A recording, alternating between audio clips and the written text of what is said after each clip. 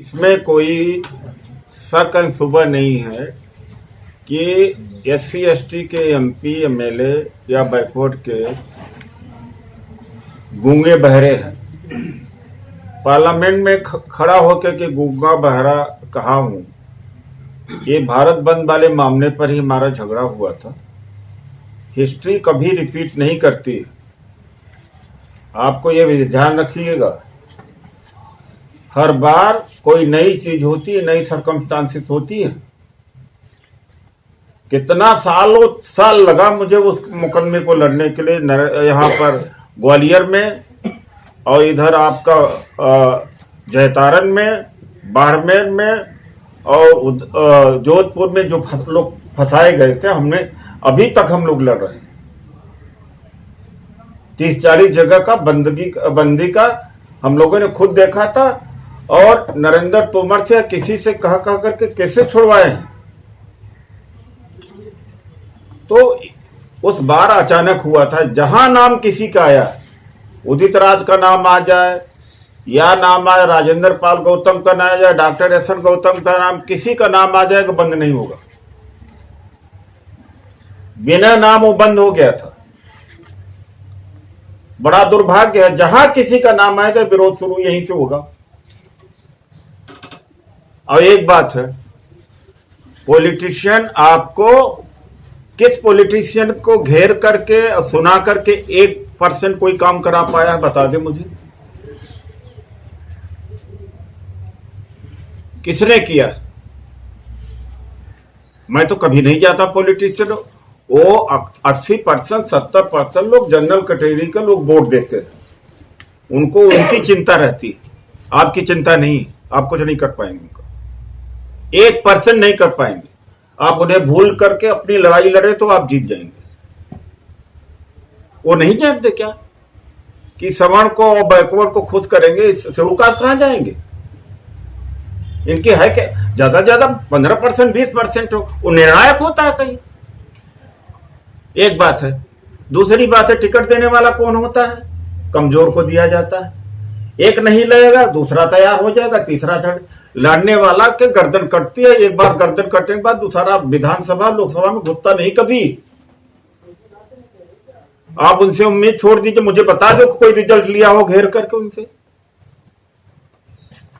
किसी ने डेलीगेशन ले जाकर के उनसे बुलवा लिया हो पार्लियामेंट में कि जिसको एक्सरसाइज करना हो जाके करे। हम तो कह रहे हैं जाओ घेरो, आपकी बात सुन जरूर लेंगे। आप गर्म भी हो जाओगे, आपका गुबार निकल जाएगा। बस लड़ना आप ही को है, तो गुबार जिसको निकालना हो जाए। अगर किसी ने रिजल्ट दिया हो तो मुझे बता दे कि हमारे हैं, इनको मारना चाहिए, पीटना चाहिए, ये नालायक है, बदमाश हैं, ये हमारे वोट से गए हैं। सब कुछ नहीं। वो बाद में हंसते हैं, हम लोग उन्हीं के बीच में, बाद में हंसते, कहते हैं मूर्ख। ये कमेंट देते हैं। ये 3 एजेंडा है और प्राइवेट सेक्टर जो इस बार जो सबसे 90% पब्लिक सेक्टर अंडरटेकिंग बेची जाएंगी। गोले तो 30 जो लेटरल एंट्री से भी ज्यादा हमारा 100 गुना ज्यादा हानि वहां हो रही है, इससे भी ज्यादा हानि वहां हो रही है। तो किसी एक का पॉइंट बना के, एक ही 2 पॉइंट बना करके हमें बस 2 पॉइंट बना के लड़ना, इसमें ज्यादा कुछ करने की जरूरत नहीं। न इसमें कोई रिसर्च है न कुछ है, सीधे जैसे उस समय किया गया था। और दूसरी बात है, हमने जो किसान नेता हैं, इन लोगों के साथ हमारा काम होता रहता है, बल्कि किसान नेताओं का पॉलिटिकल मीटिंग कराने का एक इनिशिएटिव हमने लिया था। और गुरनाम सिंह चडूनी और राकेश टिकैत वगैरह को सबको हमने घेरा। वही लोग आए थे, हमारे यहाँ मीटिंग हुई थी गुरनाम सिंह की। और उसमें हमने कहा, उन्होंने कहा सारी पॉलिटिकल पार्टी को एक कर दो आप। हम कहा मैं नहीं इकट्ठा कर सकता, मुझे कौन सुनने वाला। आप चलो, मैं आपको लेके चलता हूँ। शरद पवार के यहाँ लेके गया, डी राजा के यहाँ लेके गया। हमने राहुल गांधी जी से भी बातचीत की, नहीं मुलाकात हुई। तो खैर बीच में तब तक उनमें झगड़ा हो गया। 40 का जो ग्रुप है वो पीछे हट गए। लेकिन कम से कम देखिए, हमारी ताकत नहीं संविधान बचाने की। ठीक है, 2 अप्रैल 2018 को हमने अचीवमेंट किया, उसके बाद लगातार हानि तो होती रही। बच गए क्या? 50 गुना हानि तो हो रही, रोज हो रही है। मान लीजिए उस मुद्दे को हमने उस पर ठंडा करा लिया। मुझे मालूम है उसके पहले पासवान जी के नेतृत्व में हम लोग मोदी जी से मिले। पासवान जी जब निकल रहे थे, कहा सर इसको बाहर कह दूं क्या आपसे मुलाकात हुई है? ना कोई जरूरत नहीं, ये शब्द मोदी के शब्द थे। तो बाहर आके पासवान जी स्टेटमेंट नहीं दिए। कहा कौन से इसी जल्दी हो रही, क्यों बोलेंगे? यही बोला था। अठावले जी भी थे, हम सब लोग थे इसी रोस्टर वाले मामले में। ये घमंड था उनको। लेकिन मान लो उसको रेक्टिफाई किया तो क्या उसके बाद में लॉस नहीं कर रहे हैं वो? फिर उत्तराखंड का नहीं जजमेंट आ गया, पदोन्नति में आरक्षण छीन लिया गया। मतलब हर समय तो लॉस करते करते एकदम रिड्यूस तो कर दिया, खत्म तो कर ही दिया। वहां हमारी विक्ट्री जरूर हुई उस मामले में। उसके बाद में हानि कितनी होती चली गई, क्या उसको रोक पा रहे हैं हम? 4,500 टीचर दिल्ली यूनिवर्सिटी में अढ़ाक पड़े हुए, करा लिया हमने। तो एक पॉइंटेड है, किसी का नाम जुड़ेगा तो ये समाज ऐसा है, बहुजन जागृति से ज्यादा तो जाति जागृति हो गई है, बहुजन एकता से ज्यादा अनेकता हो गई है। जो भी थोड़ा जागृत हुआ अपना संगठन बना के खड़ा हो गया। सबसे ज्यादा तकलीफ उसी बात की। उत्तर प्रदेश में 15-20 पार्टी बनी, कहां से निकली है? बहुजन आंदोलन से ही निकली है ना। चाहे स्वामी प्रसाद मौर्य का हो, चाहे कुशवाहा का हो, चाहे राजभर का हो, चाहे वो चाहे नोनिया चौहान का हो, चाहे सैनियों का हो, चाहे पासियों का है, ये कहां से निकले? सब यहीं से निकले। 15-20 पार्टियां निकली। अब वोट हमारा बिखर गया। अब हमारी ताकत नहीं, बल्कि जागृति के पहले ताकत थी, डर था कितना बड़ा वोट बैंक है इसका। और तभी तक 90 के पहले ही सब कुछ मिला। उसके बाद में क्या मिला भाई? 90 के पहले से बाद में कौन सी चीज मुझे मिली? SC/ST एक्ट है, या लैंड टू लैंडलेस की बात है, कंपोनेंट प्लान है, पदोन्नति में आरक्षण की बात है, फ्री शिप है, या तो कोटा पोटा जितना मिला है पेट्रोल पंप में, इन सब में, और सारे ये सारे उसके पहले आंदोलन, बहुजनी आंदोलन के शुरुआत के बाद एक चीज मिला हो तो मुझे बता दे, अगर घटने के अलावा। हम अपने ये दिमाग की एक्सरसाइज करते हैं, बोल के जाते हैं बड़ा बढ़िया बोल दिया, गाली दे दिया ब्राह्मणों ठाकुरों, ये हम अपने को संतुष्ट करते हैं, हम अपने को कंसोल करते हैं, भड़ास निकालते हैं। लेकिन हरास पूरी कितना हुआ? 30-30, 40-40 लाख भर्तियां एक साल में निकलती, तो 5-5, 6-6, 7-7 लाख SC/ST के लोग भर्ती होते थे। इंटर तक का पढ़ा, BA तक घर से बुलाकर 80-85 तक में नौकरी दे दी जाती, तो कोई बचता नहीं था। आज प्राइवेट सेक्टर 85% पर जा चुका है, 15% पर गवर्नमेंट है, जबकि इसका रिवर्स था उस समय। तो भैया जो हम लोग कर सकते हैं, इसलिए एक दलित पंचायत हमने बुलाई, मेरी भी नहीं। इस किसानों का साथ देके संविधान आप बचा सकते हैं, इनको हटा सकते हो। इनको हटाओगे नहीं, इनको कोई पार्टी नहीं हटा पाएगी। किसी पार्टी में दम नहीं है। मैंने कहना नहीं चाहिए, ED का, इनकम टैक्स का, सबका डूजियर तैयार है। मैंने सबसे बात किया है, लेकिन कोई आ नहीं रहा है इस समय। बजाय कि राहुल गांधी के अलावा कोई नेता बोल रहा है रीजनल, सबकी डोजियर बनी पड़ी है। उनको आके नहीं बैठना चाहिए था गाजीपुर बॉर्डर पे।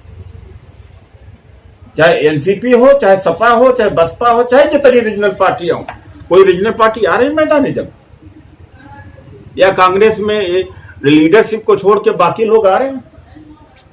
सबको टाइट कर रखा है, न आएंगे।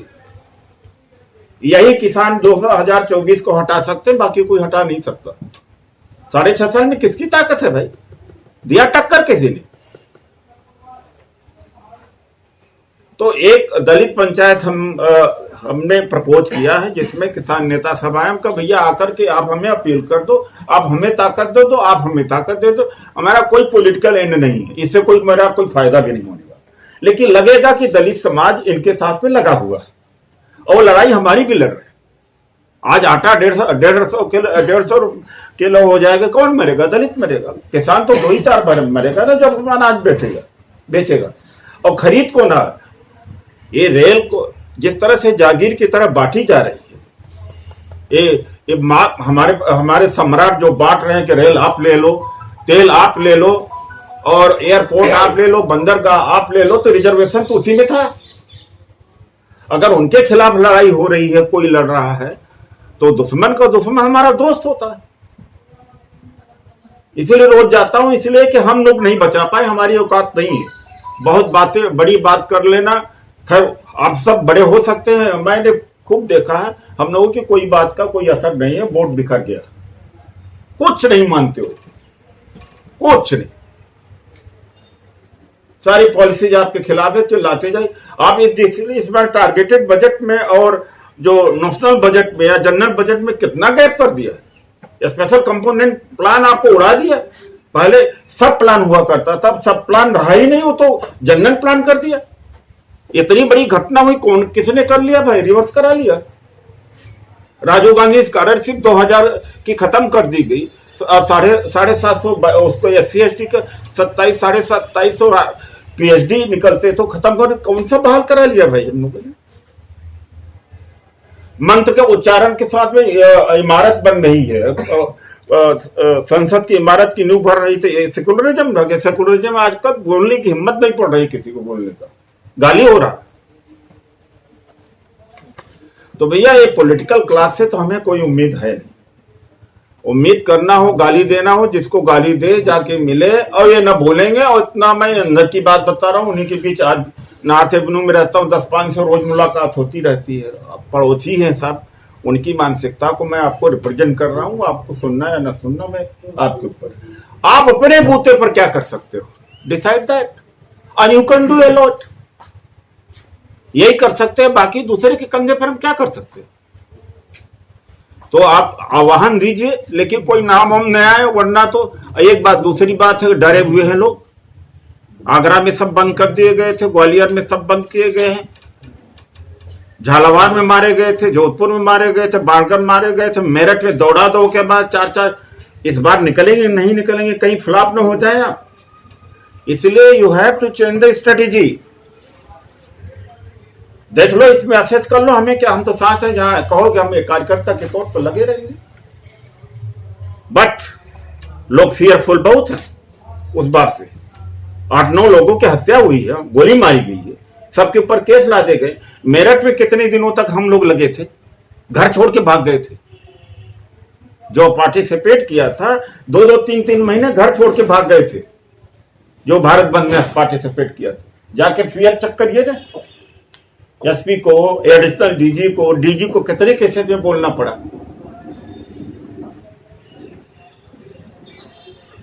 तो हम ये कहना नहीं चाहिए कितना 30-40 जिले में तो करीब करीब हम लोग को अंदर से लगे थे, हमारे कार्यकर्ता ही लगे थे।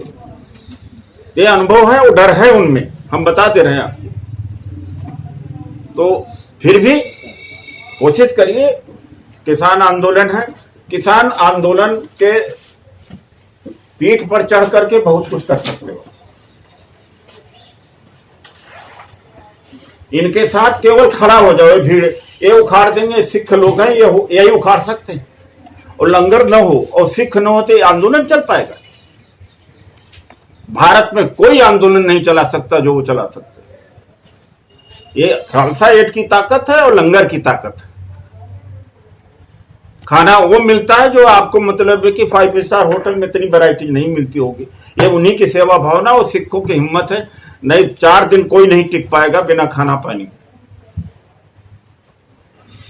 अब उनके साथ लग जाना चाहिए हम लोगों को, जाके खड़ा होना चाहिए हम। जय भीम साथियों। हाँ चलो, ये जो लेटरल एंट्री लाई गई है, बेसिकली देश में अनुसूचित जाति, जनजाति, पिछड़े वर्ग और अल्पसंख्यक के साथ साथ जो दूसरे वर्गों के भी जो छात्र गरीब मेहनत मशक्कत करके सिविल सर्विसेज में आ जाया करते थे, जितनी लेटरल एंट्री होगी उतना ही वहां से कटेगा, तो नुकसान सबका है। और नुकसान इस सबके नुकसान में अनुसूचित जाति, जनजाति, पिछड़ा वर्ग और माइनॉरिटी का इसलिए कि उनको तो बिल्कुल ही उसमें जगह नहीं मिलेगी। तो मैं समझता हूं इसका ये एक संविधान पे हमला है। जो भारत के संविधान में जो गारंटी दी गई है, जो रिप्रेजेंटेशन दिया गया है अनुसूचित जाति, जनजाति, पिछड़े वर्ग के लोगों को, ये बिल्कुल उसको छीन लेने जैसा है।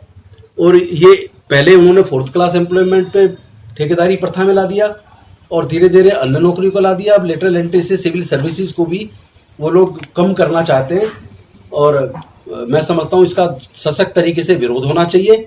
और आज जो ये सभा बुलाई गई है इसमें मैं पूरा समर्थन भी देता हूँ और हम लोग अपने पूरे साथियों के साथ 16 तारीख को जंतर मंतर पर सुबह 10 बजे प्रदर्शन भी कर रहे हैं इसके खिलाफ में, लेटरल एंट्री के खिलाफ। और आप सबको भी हम आह्वान करते हैं कि आप सब भी उसमें शामिल होइए, क्योंकि वो किसी एक संगठन का नहीं बल्कि पूरे एक समाज का मुद्दा और समाज मिलके उसको करे तो बेहतर होगा।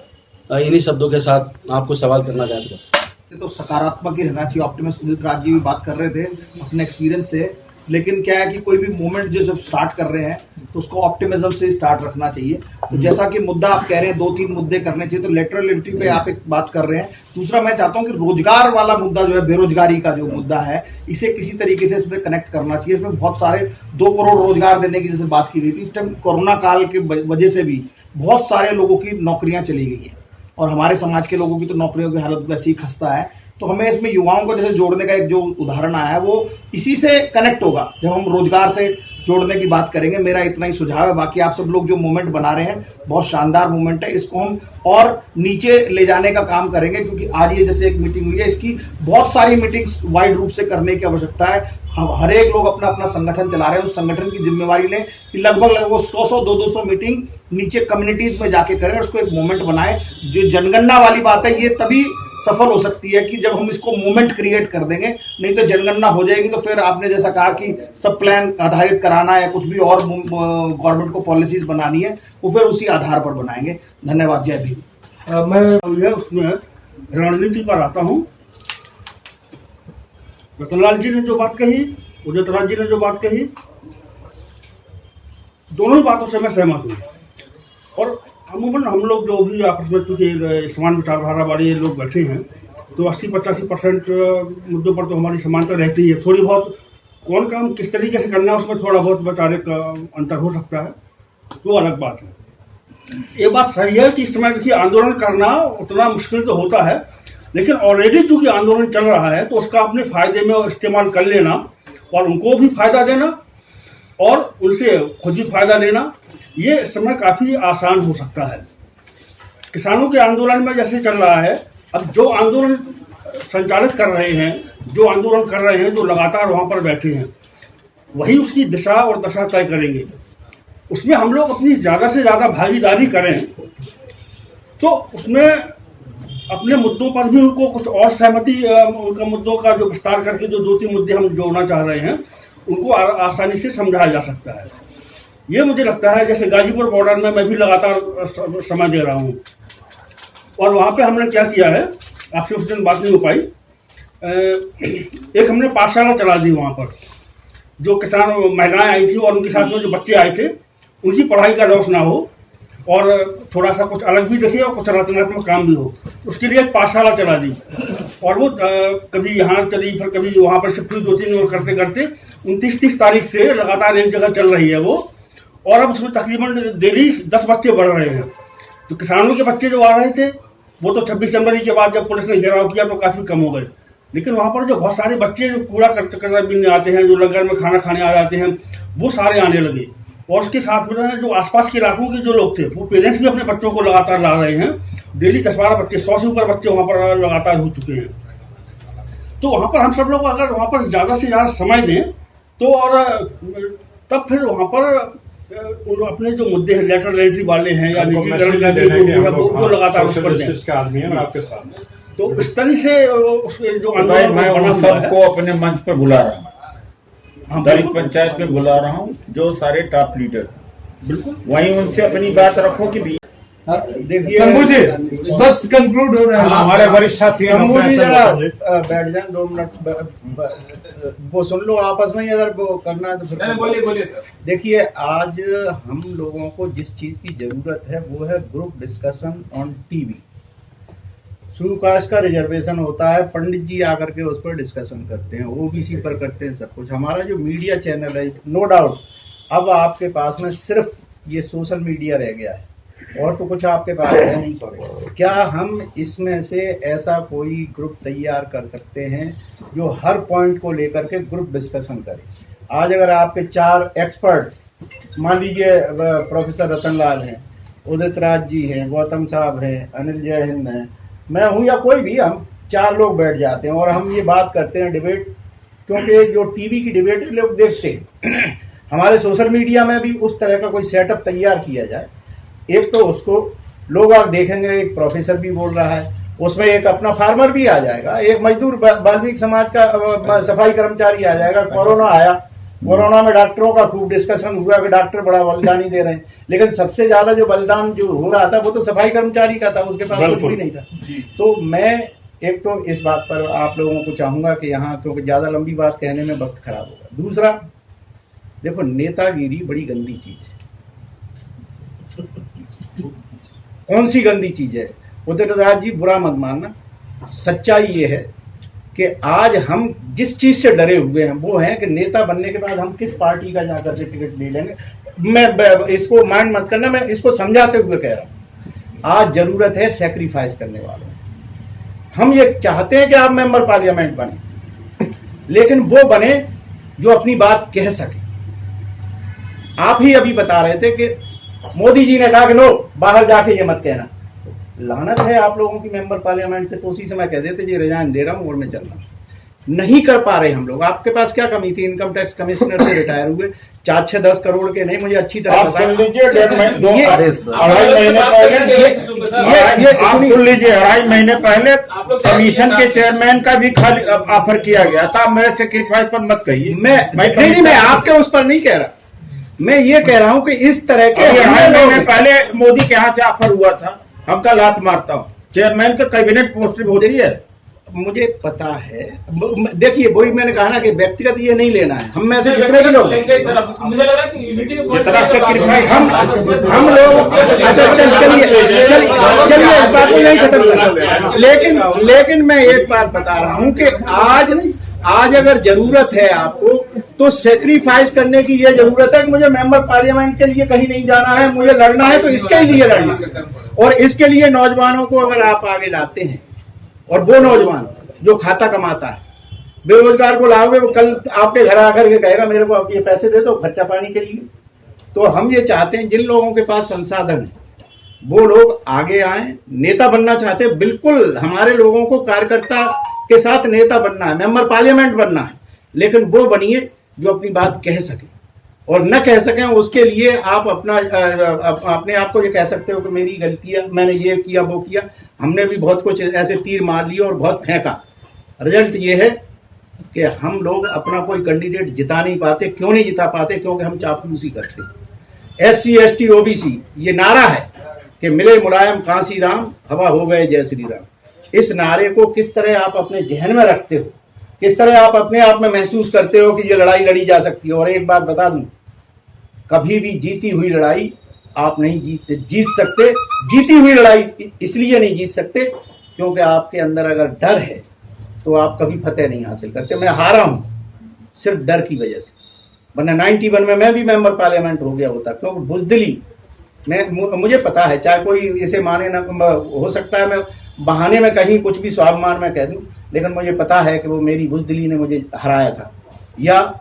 और यही चीज हम सब लोगों के सामने आ सकती है। तो मेरा आप लोगों से सिर्फ निवेदन है कि अगर आप मीडिया हाउस इस तरह का बना सकते हो जहां पर किसी भी पॉइंट पर 4 अपने लोग बिठा करके आप ग्रुप डिस्कशन करिए, आप एंकर बनिए, आप पूछिए, आप बिल्कुल मोदी बन के पूछिए कि ब्राह्मणों का, देखिए आज आरक्षण है, एक पॉइंट बहुत बड़ा, 10% आरक्षण सवर्णों को दिया गया है, 99% ब्राह्मण उसको ले रहा है।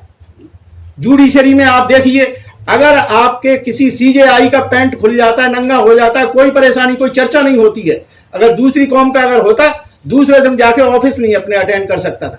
ये कौन बात है इसको उठाएगा? और हमें इसे जिंदा दिली के साथ में उठाना चाहिए। चलो यार, जेल में भी जाने का अब तो एक ऐसा मौसम बन रहा है कि अगर एक व्यक्ति जेल चला गया तो लाखों की संख्या में लोग बाग उसके साथ जाएंगे। तो ये जो और इमोशन से जुड़ना पड़ेगा। टिकैत ने कहा कि मंदिरों ने कोई हेल्प नहीं की, ब्राह्मणों को मिर्ची लगी। क्यों लगी? ठीक इसी तरह से आरक्षण का 99% इस समय बेनिफिट कोई ले रहा है तो ब्राह्मण ले रहा है, चाहे वो शेड्यूल कास्ट का हो या इकोनॉमिकल वीकर सेक्शन का हो। तो हमें एक को टारगेट करना पड़ेगा। उन्होंने पहले शेड्यूल कास्ट को के आरक्षण को टारगेट किया। आप कह रहे हो कि आरक्षण की लड़ाई लड़ो, आरक्षण की लड़ाई लड़ते ही ये जो किसान बैठे हैं ना, इन्होंने वोट बीजेपी को सिर्फ इसलिए दिया था कि चमार चूड़ों को हम अपने बराबर नहीं बिठाएंगे। ये सच्चाई है। 18 मुसलमान को टाइट करना बड़ा मुद्दा था। नहीं मुसलमान को टाइट करना ज्यादा बड़ा मुद्दा था। एक मिनट सर, मैं आज की लड़ाई नहीं, मैं किसानों के साथ हूँ, किसानों के साथ जीना मरना भी चाहता हूं मैं तो उस बात को, लेकिन हमें ये पता होना चाहिए। कल को आप उन्हीं में जाके आरक्षण की बात करोगे, उन्होंने अरे यार ये आ गया आरक्षण वाला, जब ऐसे ही होगा तो हमें फिर बिखराव होगा। तो जो क्लास निजीकरण ज्यादा बड़ा शब्द है, निजीकरण में आरक्षण को छोड़िए, आरक्षण को बिल्कुल पीछे छोड़ दीजिए, निजीकरण रखिए जो भी है संविधान। अरे यार संविधान को बचाइए, संविधान को बचाइए। क्या किस बात का आरक्षण है? कंक्लूड मेरा कंक्लूड है कि हमें कॉन्स्टिट्यूशन के ऊपर सेंट्रल रहना चाहिए और इसके लिए मीडिया हाउस को मजबूत करना चाहिए। नेशनल दस्तक की आपसे गुजारिश है कि अगर इसको बचाना चाहते हैं तो नेशनल दस्तक को सब्सक्राइब करने के लिए रेड कलर के सब्सक्राइब बटन को दबाएं, फिर बेल आइकन की घंटी दबाएं। नेशनल दस्तक को बचाने के लिए बहुत जरूरी है कि हर खबर को शेयर करें, लाइक करें, कमेंट जरूर करें।